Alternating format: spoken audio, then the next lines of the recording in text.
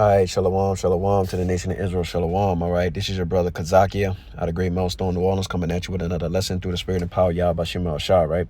But prior to getting started, we want to give all infinite honor and glory to Yahawah, by Hashem, Yahawashi, by Hashem, Hakadash. Double honors to the elders and apostles at Great Millstone who rule and teach well. Peace, blessings, and salutations be to the whole elect scattered throughout the four corners of the earth, all right?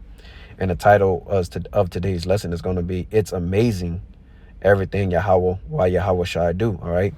That's the title of today's lesson is It's Amazing Everything Yahawah, why Yahawashi do, all right? And obviously, the Lord does many things, right? And when we say everything, that's a literal statement there, okay? I had a few things, written down in the spirit that I was just kind of thinking about, and I'm gonna get a precept for each.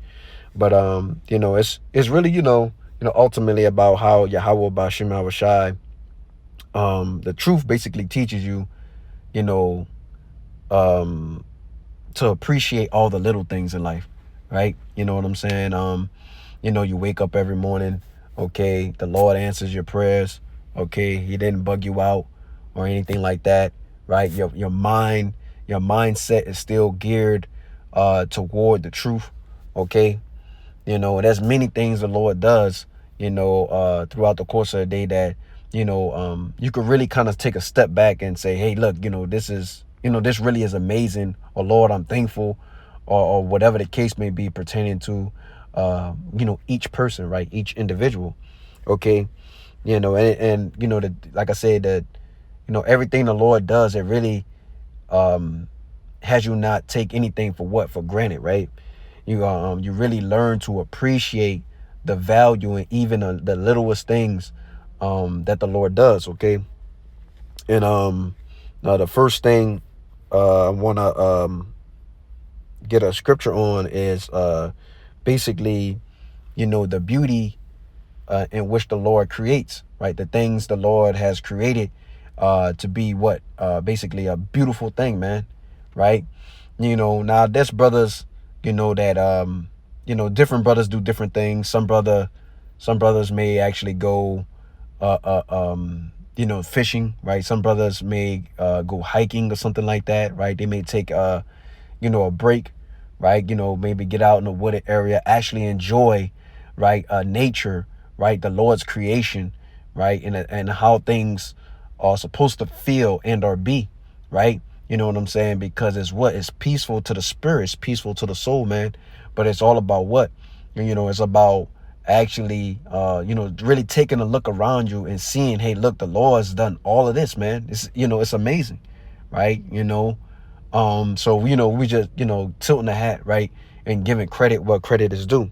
All right. I'm gonna get this first precept just really quickly, right? Let's get this here.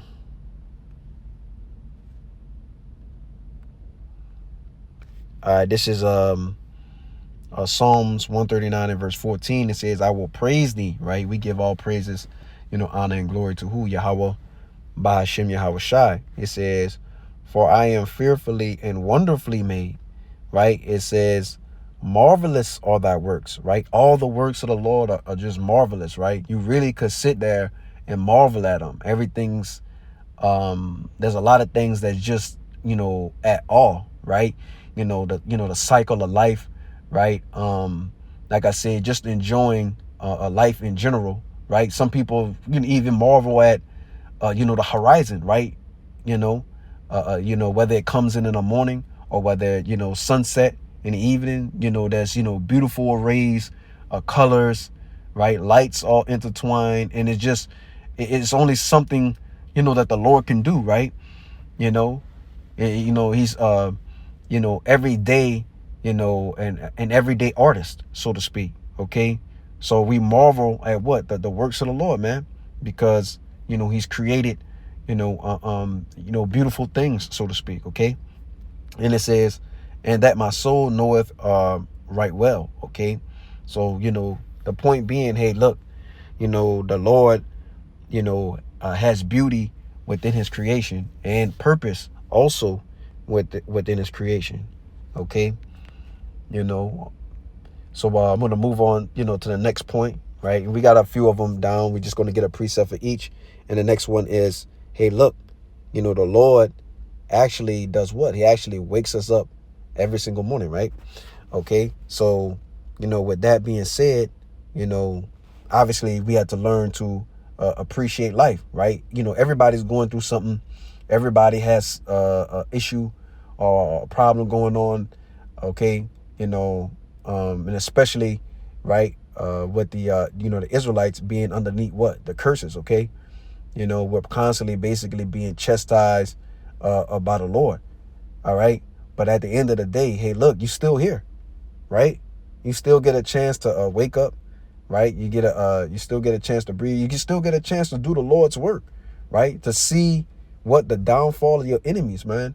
You get to see society itself collapse, right? There have been many within the scriptures that wanted to see these things, okay? And some of them are back to actually see them, and some of them are, in the spirit world. Many prophets, right? Or kings or priests or whomever, But I'm going to get this really quickly, right? Precept, okay? All right, this is Lamentations 3 and verse 22. It says, "It is of the Lord's mercies that we are not consumed," right? So, it's of the Lord's mercies that, we're just not, destroyed, completely eradicated, right? Because if it was up to Esau, Edom, guess what? That's what he would have did, right? He would have took it that far to the point of him trying to basically eliminate us from off the earth, period, man. Okay, yeah, we talk about, slavery, right? And him having us in slavery and the things he did, but he ultimately tried to what's the word I'm looking for? Basically, like, eradicate us from off the earth, man. Okay? But in turn, right, the things that he tried to do, is going to basically happen to him, and he's going to be the one that's going to be removed from the earth. Okay? But the point is, look, the Lord wakes us up by what? By his mercies, okay? And I'm going to read the second part to this verse. It says, "Because his compassions fail not," right? He's always had mercy. The scriptures say he has mercy, right? And compassion, right? On whom he will have mercy or compassion, okay? And his mercies go to what? Israel, okay? And chiefly, right, the elect of the nation of Israel. Those are going to be the people, okay, who's going to receive the Lord's mercy. Now, ultimately, the rest of Israel will return back within the kingdom, okay, and they will be blessed too as well. Okay, so that's another thing, right? The Lord could have written a story, right, to fall another way, right, to go another way if he wanted to, but he had it written to go this way, right, which gives pretty much all of the nation of Israel to be saved, man, to eventually have the Lord's mercies. Okay, and this is verse 23. It says, "They are new every morning. Great is thy faithfulness." So the Lord's mercies, his compassions renew every single morning, man. Every morning the Lord's mercy and compassions are renewed, man. So yeah, you are not consumed. You're not destroyed, right? The Lord is always on a constant lookout, right? He's got to really guard your spirit, right? Really guard you in general, your flesh, right? Okay, that's if you're not, dealing with certain curses, okay, as far as ailments are concerned, because that's a part of what comes with the Lord, okay, because we sin, we went off, right? So that the sickness and the ailments, right, are part of nature, right, in its own way, in a natural sense, but we suffer from it very heavily because of the things that we did, okay, right, the sins, right, the breaking of the covenant, okay, But point being taken, hey, look, the Lord wakes you up, every morning. He's giving you a purpose by being in his truth, right? So drive home the purpose, okay? All right. Let's go to another one that I have written down here. Okay, and it's going to kind of tie into what I was just speaking on with, the Lord, waking you up every morning is, hey, look, the Lord protects us from unseen danger, man. Okay. All right. So, every morning, right, you wake up. Not only the Lord wake you up, make sure that you get up, but he has to actually protect you, right? Okay. The Lord has to make sure that you're not that guy, mangled up, okay, in a car accident, okay, right? Because he has a different lot for you, right? He has a different destiny, a different fate for you, okay? That's protection, man. The Lord orders that protection, matter of fact, I'll get it real quick because this is the precept that I wanted to pull, okay?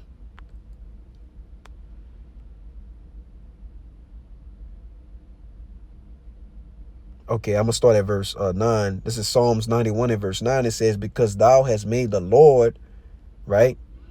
It says, which is my refuge, even the Most High, thy habitation.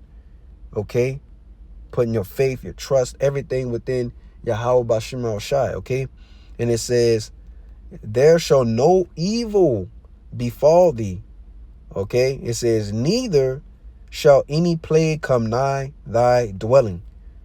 Right. So the Lord is what? He's constantly protecting you.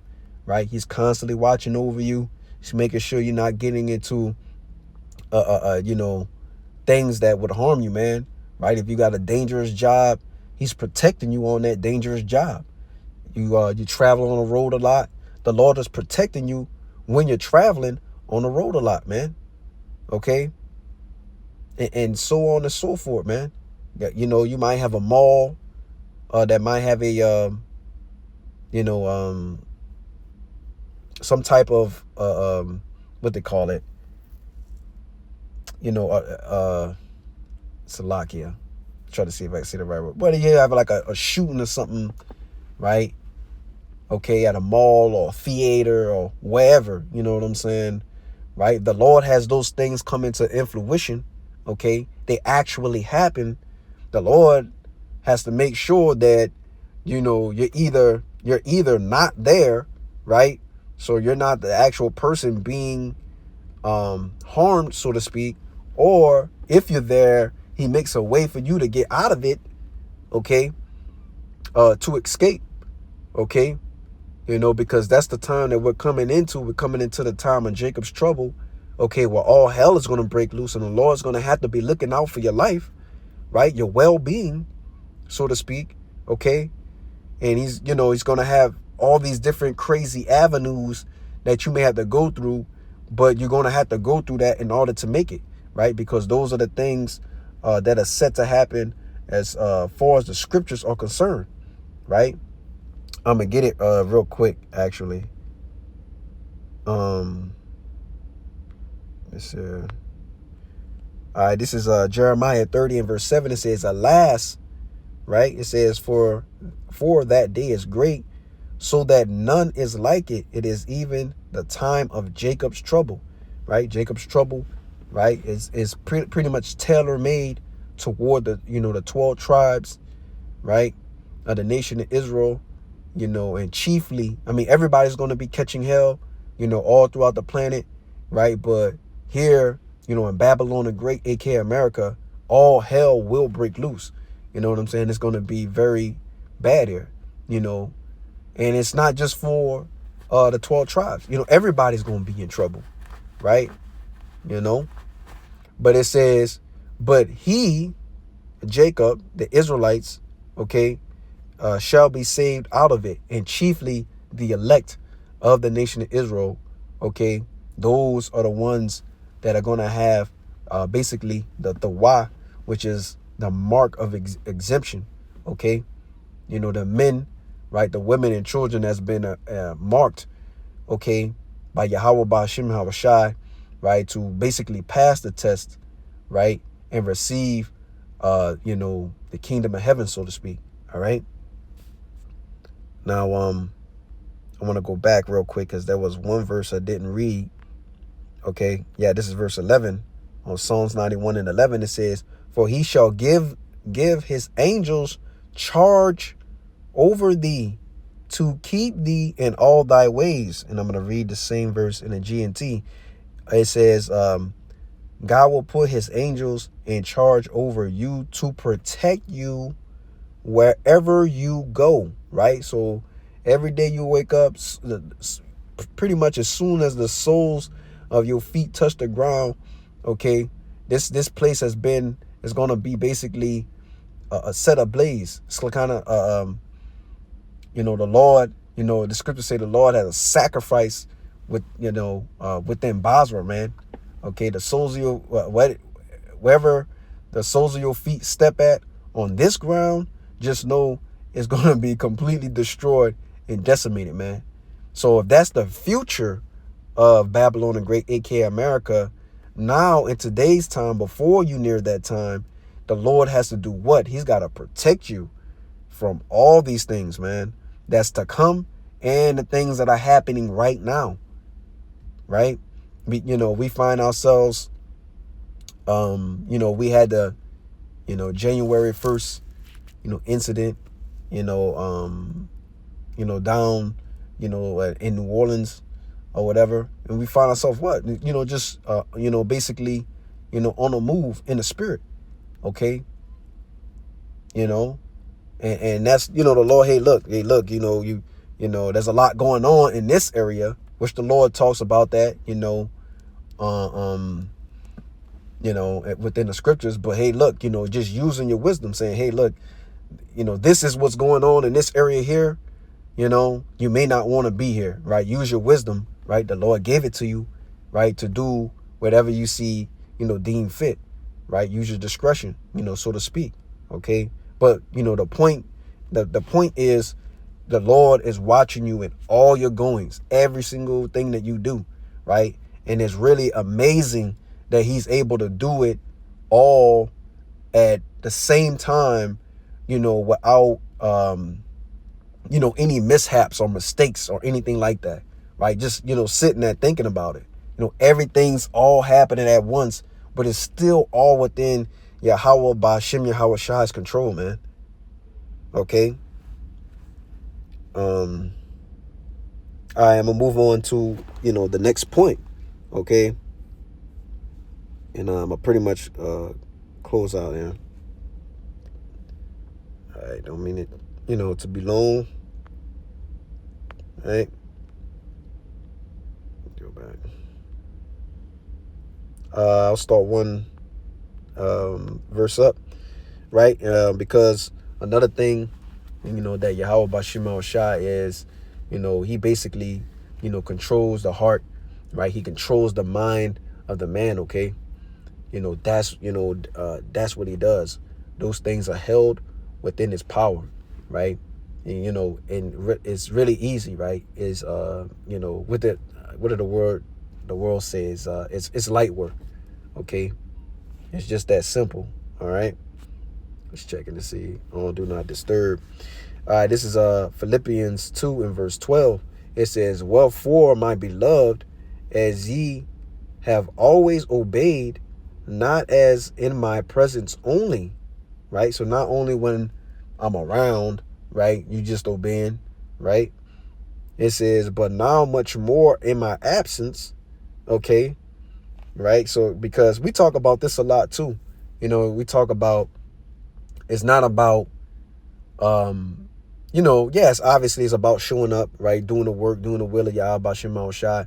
But you got to be a man of the Lord, when the camera's not rolling. Okay. You got to be doing the Lord's work and his will when basically by what they would call behind the scenes, right? Now the Lord knows, right, if you're doing his work, right, if you're doing his will, right, and he also knows if you're not, right? Okay. I'm gonna continue on. It says, work out your own salvation with fear and trembling, man. right? Nobody knows you better than you. You know what you need to do to get straight with Yahawah Bahashim Yahawashi. You know if you're doing the work. You know if you're doing the will, right? You know if you're on point, right? And if you're slipping, right, you need to examine yourself, right, in the spirit, pray on it, and the Lord will do all the rest of the work, okay? All right, points in verse 13 right here. It says, for it is God which worketh in you, right, both to will and to do of his good pleasure. Okay, I'm gonna read that again. It says, for it is God which worketh in you both to will and to do of his good pleasure, right? So the Lord is doing what? He's working within what? The mind. How are you even doing the work in the first place, right? The Lord is working you, right? Okay, he's stirring the spirit up to complete his work, to complete his will, to make sure that you're doing the necessary things that has to be done that pertains to salvation. Okay, the Lord put the spirit on you. He gave you the unction. He gave you the word, right? He told you what to do. He told you to, bid the people to the wedding. Okay, if you're doing those things, the Lord's working, right? All right, that's what he's doing. Okay, it says, yeah. So like I said, it says worketh in you both to will and to do of his good pleasure, right? Because the scriptures, also said, it is of the Lord's, good pleasure to, give us the kingdom of heaven, man. Ultimately, that's what he wants, for his people. Okay. So, like I said, just take a look at everything. Sometimes you got to take a step back, take a look at everything and be like, really appreciate all the little things that Yahawah Bashim Shai does for you, man. He protects you. He guides you, right? His creation is beautiful, right? And as, that the list goes on and on and on and on all the things that Yahawah Bashim Shai does on a daily basis, man. It's really innumerable, okay? All right, but that's all I pretty much got through the spirit and power Yahweh Shema Shai. Hey, look, the title of today's lesson is "It's Amazing Everything Yahawah, Why Yahawah Shai Do," man. Don't take nothing for granted, and really, appreciate, obviously the bigger matters, the weightier matters, you know what I'm saying? But, don't neglect the small things that the Lord does, for you, for the Akim, right?